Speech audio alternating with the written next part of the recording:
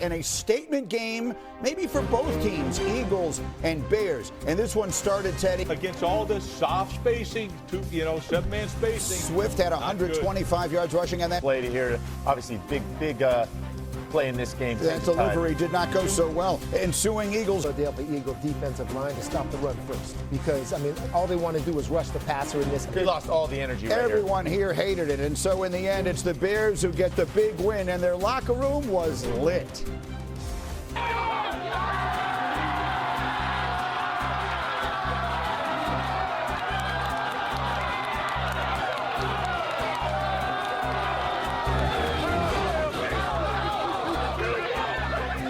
Never let it run. It's going to get better.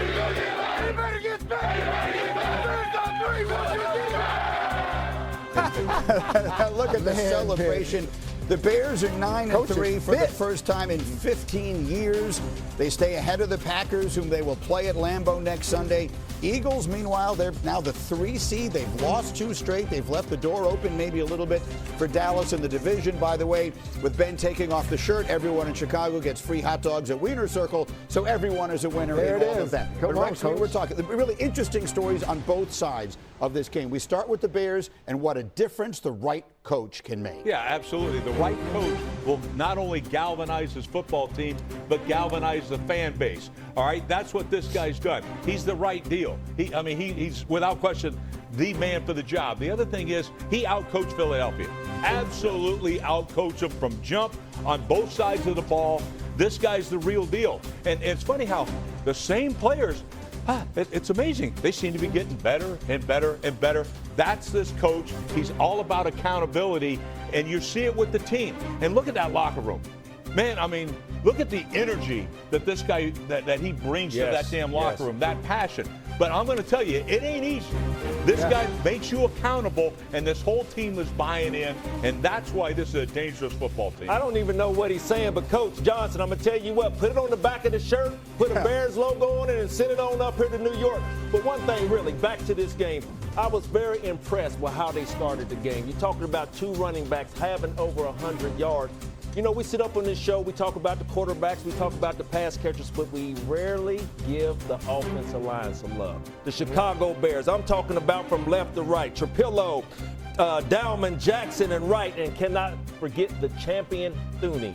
One thing about him, he's been in New England, 2 championships there. He's been in Kansas City, that's 2 championships there. Now he's in Chicago. What am I trying to say? I'm just going to leave a question mark, but I love what I see coming out of Chicago. And lastly, I'm going to leave you with this. Over the last couple of weeks, they were talking about all the injuries on the defensive side for the Chicago Bears. Man, I didn't see nobody out there miss a beat. Man, I like what I'm saying. But one thing about it that's scary moving forward, they still have 3 guys in the top 5 in all the football and interceptions. So I like what I see coming out of Chicago. Listen, I thought this was a statement win. And from Ben Johnson, this guy put on a clinic from the run game standpoint. This is the best run game in the NFL, and to go into Philly and dominate this way. And he's just so creative. You talked about putting players in good positions, Rex. Just look at some of this stuff. This is DJ Moore, right? Kind of their physical receiver. They move him into fullback. Right, and again, all the creative motions. Look at the angles he creates for his players here. Again, motion the tight end across. Look at all the communication going on the back end with the safeties. Who's got who? DJ Moore coming on the backside. Look at him as he back blocks on the D end. Again, the safety also jumps out of the hole. I could drive a car through here. Yes, you can. And again, can. Look at the angles for the O-line as they come down. It's like a wave, right? And again, a chunk run. Again, here we are, Cole Kmet coming in motion, right? He's going to come all the way across the ball. Sight, there we quick snap him, and he's wham blocking the defensive tackle. Rex is just so creative. Again, look at the run lane. Beautiful stuff. Unbelievable here. The angles he creates. There's Buney with the center on the down block. Again, another chunk run. Nearly 50 rush attempts. Alex, that's my favorite run of the day right there, because he passes the quarterback here, and then hits the brakes and goes. Those Eagles, you mentioned it, Brew. They love to get up the field, penetrate. He uses it against them. Ben Johnson, great coaches use coaching against that team. This is what I'm seeing. I'm seeing a team that loves to park in 2 high safeties. Well, now I'm going to out-coach you. I'm going to get angles for all my guys. Not only are these guys good linemen, but guess what? They can angle every single one. Plus, on an angle, there's no way. You can't do it. He out-schemed him. He out-coached the hell out of this football team. And guess what? He'll never tell you, but his players know it. I'll guarantee you his players know it. Yeah, I can just hear all the people in Chicago just loving watching this team. But, I mean, the coaching you're talking about, and we got to talk about the lack of coaching on the other side for the Philadelphia Eagles, because it's been nonstop. It's been nonstop talk about the offense and how it just looks uninspired, basic. When is the head coach, Rex, when does the head coach have to step in and do something to an offensive coordinator that obviously doesn't have the answers right now, and this offense is just struggling? Yeah, absolutely. That's your job. That's it. You're the head coach.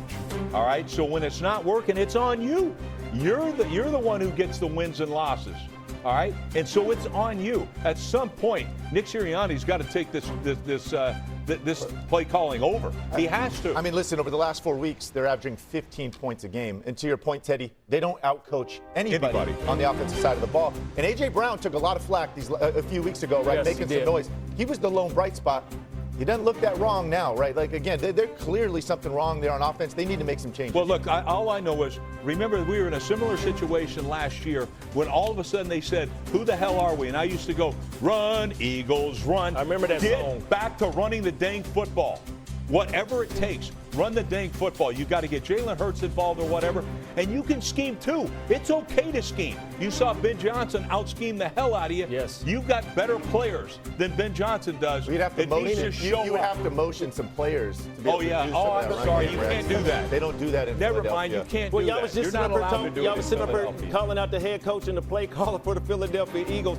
Rightfully so. You seen all the movement with Friday with the Chicago Bears and how it dictated the game of how they ran the ball. The defense didn't know what was going on. All we're saying up here is Philadelphia put some motion in there to see if the defense. Now you got a problem defensively. They can't stop the run now. So now you know how to attack This that. defense has been playing really good, I think. I mean, obviously, I don't expect them to give up 280 yards rushing going forward. This is the strength of the team, that defense. And can I just say one last thing here, all right? Brew, you were about as physical a player as there was in this game, all right? What keeps you from being physical? Probably when people motion and you got to all of a sudden, now you got to think. You got to adjust. You got to change your alignment. And all of a sudden, yeah. now you're not quite as physical. And that's what this motion, all that type of communication does.